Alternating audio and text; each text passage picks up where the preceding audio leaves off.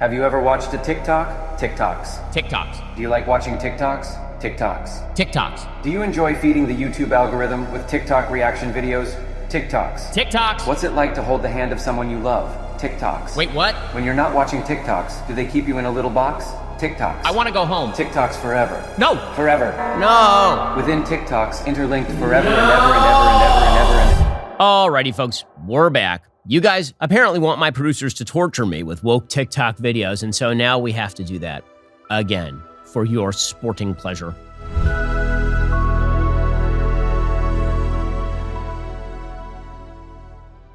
The best part of conservatives losing their mind over Dylan Mulvaney being a new spokesperson for Bud Light is the fact that they all simultaneously have missed the point that Anheuser-Busch has just completely decided they don't care about marketing to hateful groups of people anymore.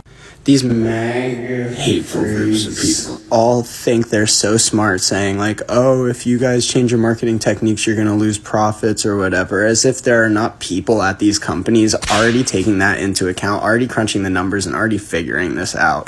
These companies know the potential loss of revenue they face, and like they blatantly just don't care anymore. They don't want to market their products towards hateful people. And it's just so funny to watch these guys realize they're not the center of the universe anymore.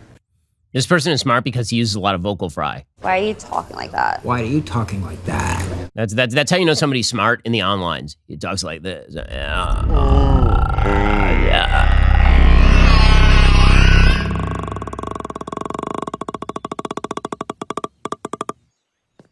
Okay, as to the argument, then why did Bud Light have to issue like an entirely new round of ads featuring very patriotic horses and then issue a quasi-apology? No. Well, what corporations have been banking on for years, this person is right, that corporations for years have been banking on the idea that conservatives are just going to swallow this garbage whole, that conservatives will allow corporations to slap them in the face and never do anything about it. Well, times have changed, and corporations are finding out the hard way. F around and find out.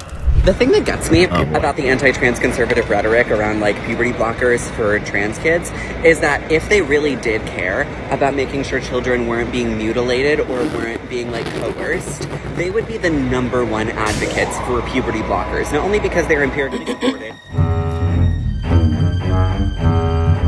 Forcing somebody to go through a puberty with a dominant hormone that is misaligned with your actual gender, that would be, by their terms, mutilation. Because imagine if we sat a bunch of 13-year-old cisgender boys around and we were like, hey boys, we know that you're boys. And we know that you've been boys as long as you've been alive, and it's very clear to us that you are boys, but we just want to be so sure. So we're actually going to make you go through estrogen-based puberty instead. So that way, like, when you get to the end of that road and you're 18, you can decide if you still wanted to be that boy that you know, always showed signs that you were. Can you imagine if we did that? That would be f***ed up. But that's literally what you are doing to trans kids. What you just said is one of the most insanely idiotic things I've ever heard. That is I'm not even sure that counts as a logical train of thought. Your example is a failure.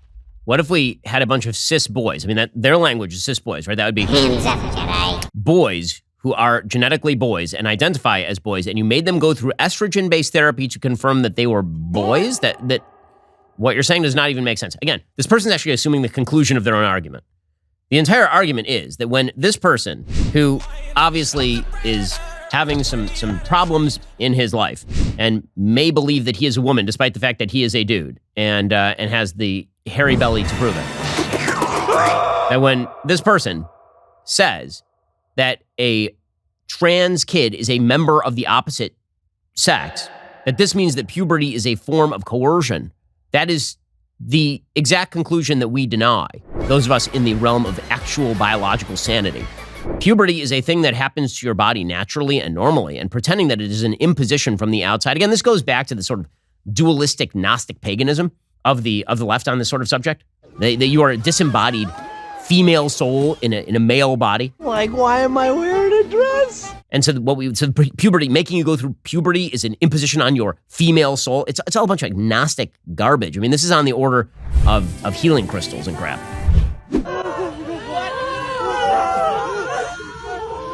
What is happening? I like the cops are just standing around like,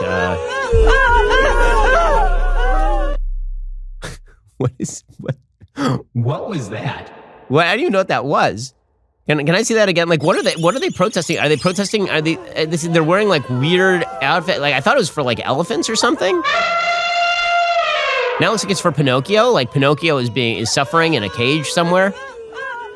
This is terrifying. What is that red pipe on the ground? Is that to hold all the bullshit that they're pumping? I don't know what that is. It's sick and twisted that I have to work just to survive, just to live my life for basic ass necessities. Like, I don't want to work until the day I die just to eat and sleep. Basic human necessities, it shouldn't be controversial.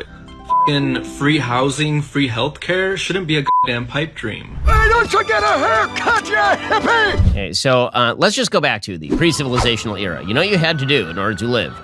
Work. Hang on, I'll transfer your call. I mean, you don't have to work to actually and sleep. Those two things don't require you to work. To eat, yeah, because it turns out that somebody's labor is going to feed you. So it'll either be your labor or it'll be somebody else that you're mooching off of. This makes you a leech. A leech. So I have a question. What right do you have to someone else's labor? That really is the question.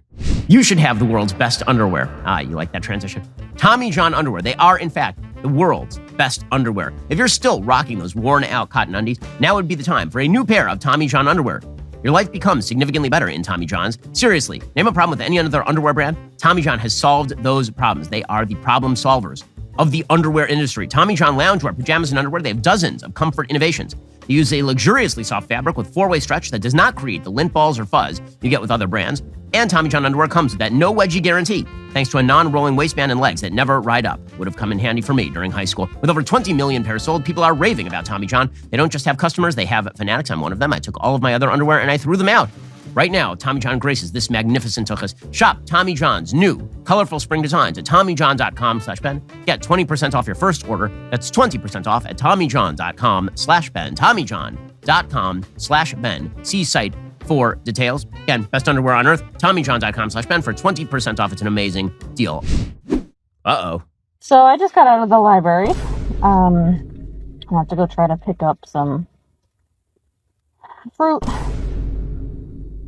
And if the librarian and then one of the other like patrons coming into the library, so let me fix this. What's happening? Was like, oh, your mask is so cute. And I'm like, thanks.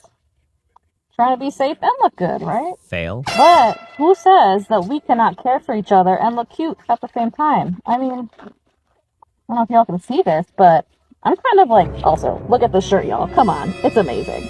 But who says that you can't color coordinate?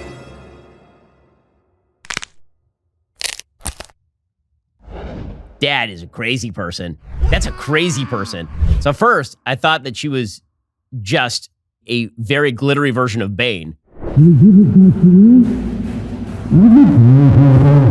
Like, but then it turns out that she's wearing a shirt that says "Sex work is real work." Sex work is real work is one of my favorites, because you could just say prostitution is real work, and everybody would be like, that's true. It is a form of work. I mean, I assume that you're not doing it for fun. So should we get the dead whore out of the apartment? Yeah. Sex work is real work. Drug work is real work. Drug dealing, it is real work. Turns out that criminality involves an awful lot of work. No!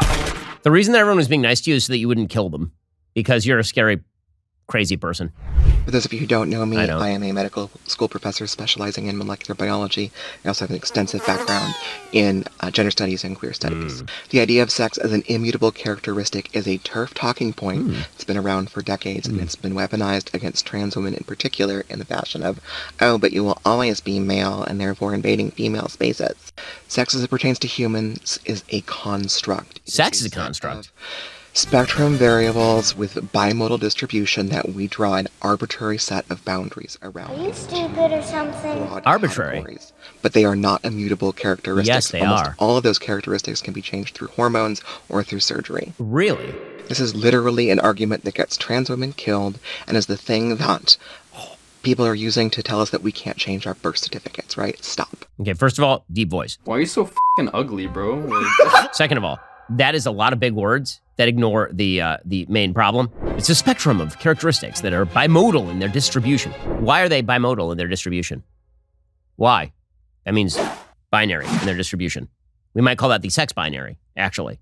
And as far as the notion that all of this can be changed, some secondary sex characteristics, like, for example, breast tissue, can be affected by hormone treatments. You know what can't be done? Growing a uterus, creating eggs, creating sperm cells, and working testicles. Testicles. These are things that cannot be done. And the way that you actually biologically define sex is through the production of the gametes. Large-celled gametes, those are female. Small-celled gametes, those are male. Sperm versus egg. This is how you define sex. That is, in fact, dichotomous.